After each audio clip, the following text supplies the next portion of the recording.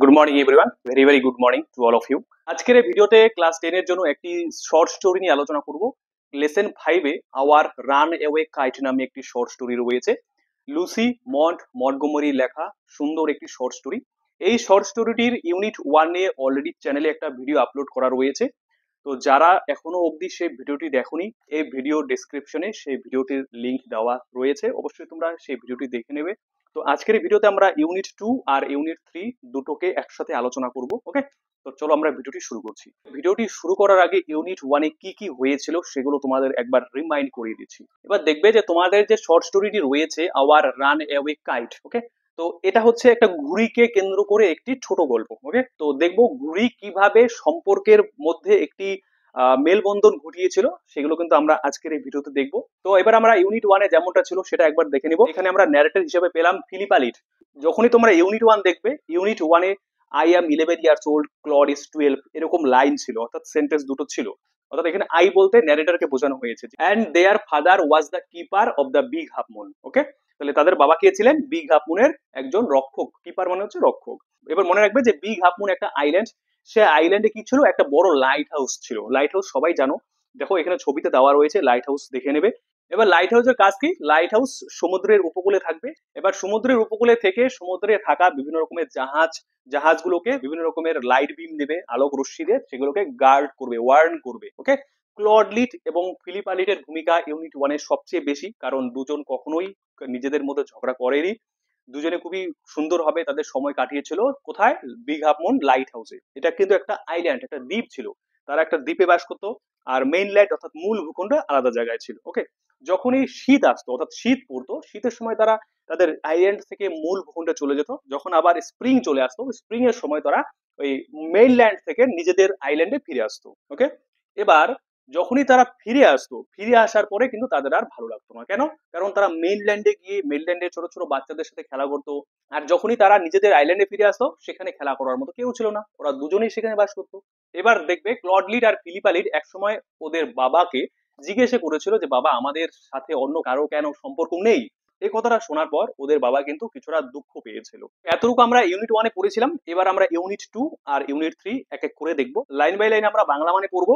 এবার দেখবে it is always lovely on the big half moon in summer. তাহলে এখানে একটা সিজনের কথা বলা রয়েছে যে গরমকালে বিগ হাফ মুন লাইট হাউসটাতে খুব সুন্দর পরিবেশ ছিল, অর্থাৎ সেখানে খুব সুন্দর ছিল।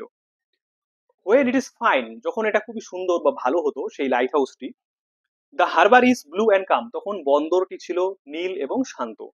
With little winds and ripples, হালকা বাতাস এবং রিপেলস থাকতো। দেখো রিপেলস ছবিতে দেওয়া রয়েছে, সবাই দেখে নেবে।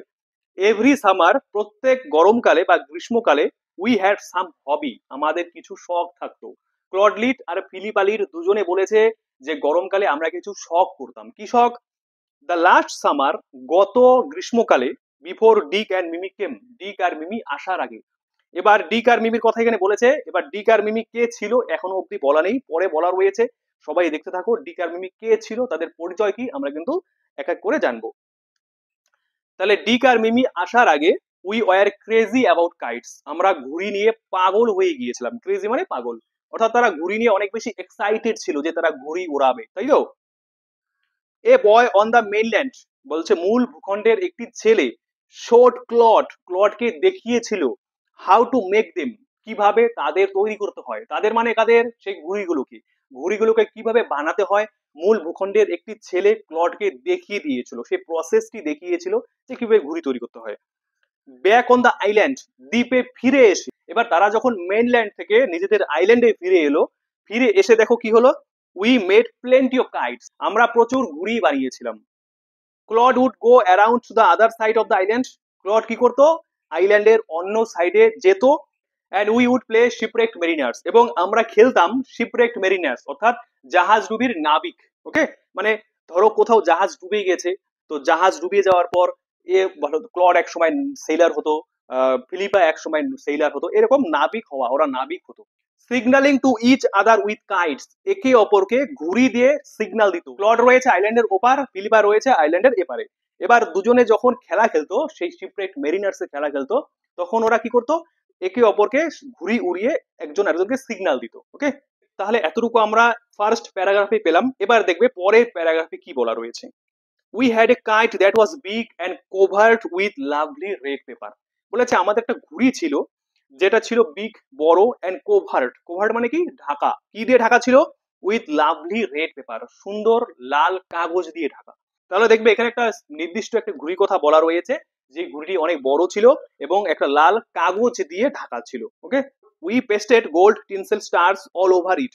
এবার আমরা আমরা বলতে ক্লডলিট আর ফিলিপালিট দুজনে কি করেছিল, ছোট ছোট যে স্টার হয় তারা, যেগুলো ডেকোরেশনের কাজে ইউজ করা হয়, সেরকম তারাগুলোকে কাইটের সারা শরীর জুড়ে আঠা দিয়ে লাগিয়ে দিয়েছিল। And had written our names, এবং আমাদের নাম লিখেছিলাম ফুল অন ইট, পুরো করে এটার উপর, অর্থাৎ সেই ঘুড়ির উপর নিজেদের নাম লিখে দিয়েছিল। Claude Lead and Philippa Lead, Big half Moon Lighthouse, এগুলো নাম লিখে দিয়েছিল। ওকে, তাহলে কারা কারা লিখলো?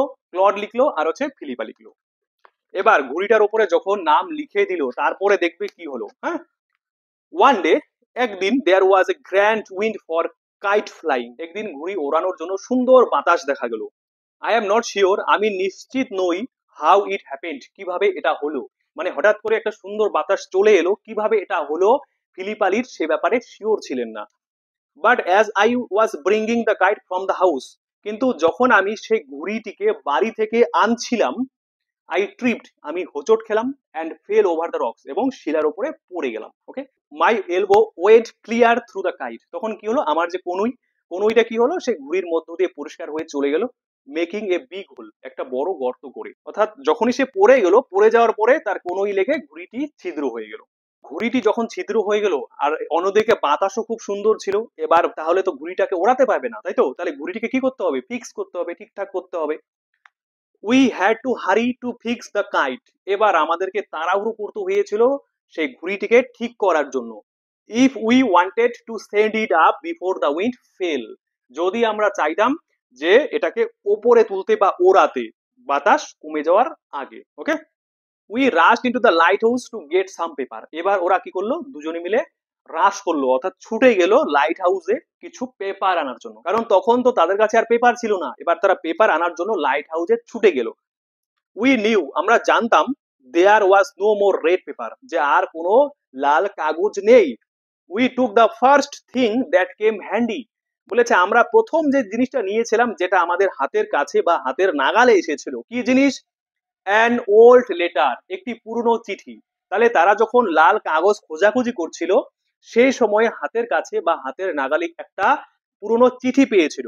Lying on the book case, সেই চিঠিটি কোথায় পড়েছিল? একটা বইয়ের তাকের ওপর, বইয়ের তাকের ওপর। ইন দ্য সিটিং রুম, বইয়ের তাকটা কোথায় ছিল? সিটিং রুমে। হয়েছে? We patched the kite up with the letter, তখন আমরা কি করেছিলাম? সেই চিঠিটি দিয়ে ঘুড়িটিকে প্যাচ আপ করেছিলাম, মুড়িয়ে দিয়েছিলাম। ওকে, তাহলে আর তো কাগজ নেই, তাহলে সেই চিঠিটি দিয়েই ঘুড়িটাকে পেঁচিয়ে দিল। A sheet on each side, প্রত্যেক সাইডে একটা শিট ছিল। And dried it by the fire, এবং আগুনের পাশে গিয়ে সেটাকে শুকোলো। ওকে, উই স্টার্টেড আউট, তারপর আমরা যাত্রা শুরু করলাম।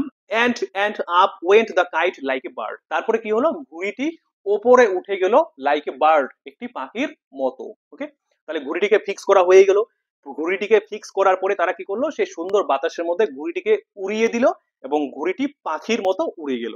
দ্য উইন্ড ওয়াজ গ্লোরিয়াস, বাতাস ছিল মনোরম। গ্লোরিয়াস মানে গৌরবাজ্জ্বল, মানে গৌরবে উজ্জ্বল, মানে খুবই সুন্দর, খুবই মোলায়েম, খুবই ভালো। অ্যান্ড ইট সোর্ট, এবং এটা ওপরে উঠে গেল। সোর্ট মানে কি? উপরে উঠে গেল, মনে রাখবে। অল অ্যাট ওয়ান্স, হঠাৎ করে, স্ন্যাপ, ছিঁড়ে গেল। অ্যান্ড দেয়ার ওয়াজ ক্লড, এবং ক্লড ছিল সেখানে, standing with a bit of cord in his hand, তার হাতে একটি সুতোর টুকরো নিয়ে দাঁড়িয়েছিল। কারণ ঘুড়ি তো উড়ে চলে গেছে, এবার ক্লড সেখানে দাঁড়িয়ে ছিল হাতে সুতোর টুকরো নিয়ে, তাই তো? লুকিং ফুলিশ, তাকে বোকার মতো দেখাচ্ছিল। Our kite had sailed away over to the mainland, বলেছে আমাদের ঘুড়ি উড়ে চলে গিয়েছে কোথায়? মূল ভূখণ্ডে। ওকে, তাহলে এই ইউনিট আমরা পেলাম যে ক্লড লিড আর ফিলিপা লিড দুজনে যখন নিজেদের নাম লিখলো একটা লাল কাপড় দিয়ে তৈরি করা একটা ঘুড়ির উপরে, সেই ঘুড়িটি মাঝখানে কি হয়ে যায়? ছিদ্র হয়ে যায়, ফুটো হয়ে যায়। তারপরে তারা কি করে? সেই ঘুড়িটিকে ফিক্স করার জন্য তাড়াহুড়ো করে, তাড়াহুড়ো করার পর তারা যখন সেটাকে ঠিকঠাক করলো, ঠিকঠাক করার পরে তারা সেটাকে বাতাসের মধ্যে উড়িয়ে দিল, এবং ঘুড়িটিও পাখির মতো করে উপরে চলে গেল। ওকে, যখনই পাখির মতো করে উপরে চলে গেলো, এবং তারপর হঠাৎ করে কি হলো, সেই বাতাসে কেমন হলো, সেই ঘুড়িটির সুতো ছিঁড়ে গেল। তারপরে ফিলিপা লিড বলল যে আমাদের ঘুড়িটি কোথায় চলে গিয়েছে, মূল ভূখণ্ডে চলে গিয়েছে। ঘুড়িটি যখন মূল ভূখণ্ডে চলে গেল, অর্থাৎ এটা কিন্তু ফিলিপা লিডের অ্যাজাম্পশন, কল্পনা, সে অ্যাজিম করেছে যে ঘুড়িটি মূল ভূখণ্ডে চলে গিয়েছে। এবার ঘুড়িটি যখন মূল ভূখণ্ডে চলে গেল, তারপরে কি ঘটলো, তাদের পুরনো আত্মীয়দের সাথে তাদের মিল হয়েছে কিনা। এবার আমরা দেখবো যে ঘুড়িটি কিভাবে তাদের পুরনো আত্মীয়দের সাথে তাদের সম্পর্কের মিলবন্ধন ঘটিয়েছিল এবং ঘটাতে পেরেছিল কিনা, সেগুলো কিন্তু আমরা ইউনিট 3 তে দেখে নেব। চলো আমরা ইউনিট 3 শুরু করছি। দেখো, এ মান্থ লেটার, এক মাস পর। কিসের এক মাস পর? ঘুড়িটি যখন মূল ভূখণ্ডে চলে গেল তার এক মাস পর। এ লেটার, একটি চিঠি, কেম ফর ফাদার, বাবার উদ্দেশ্যে বা বাবার জন্য এলো। তাহলে বাবার উদ্দেশ্যে একটা চিঠি এলো। After he finished reading it, সে এটা পড়ে শেষ করার পর, his eyes looked as if, তার চোখকে দেখিয়েছিল ঠিক যেন, হি হ্যাড বিন ক্রাইং, সে কাঁদছিল, অর্থাৎ বাবা কান্নাকাটি করছিলেন চিঠিটি পড়ার পরে। Do you want to know what became of your kite, he said. এবার বাবা, হি সেইড মানে তিনি বললেন, তিনি বলতে বাবা বললেন, বাবা বললেন যে তুমি কি জানতে চাও যে তোমাদের ঘুড়ির কি হয়েছিল। দেন হি স্যাট ডাউন বিসাইড আস, তারপরে তিনি আমাদের পাশে বসে পড়লেন। And told us the whole story, এবং আমাদের পুরো গল্পটি বললেন, অর্থাৎ শোনালেন। এবার দেখবে ঘুড়িটির সাথে কি ঘটেছিল, কি ঘটনা রয়েছে, বাবা কিন্তু এবার পুরো ঘটনা তাদের সামনে খুলে বলবে। কাদের সামনে? ক্লড লিড আর ফিলিপা লিড। এবার দেখবি, father had a brother and a sister, বাবার একটি ভাই ছিল এবং একটি বোন ছিল। Okay, he had quarrelled with his brother, এবার বাবা কি করেছেন, তার ভাইয়ের সাথে ঝগড়া করেছেন।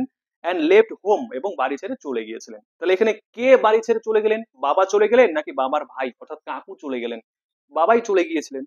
ইয়ার্স আফটারওয়ার্ডস, বছরের পর বছর পরে, হি ফেল্ট সরি, তিনি দুঃখ অনুভব করলেন। And when he went back, যখন তিনি ফিরে এলেন, হি ফাউন্ড, তিনি দেখলেন, হিজ ব্রাদার হ্যাড ডাইড, ওনার ভাই মারা গিয়েছেন।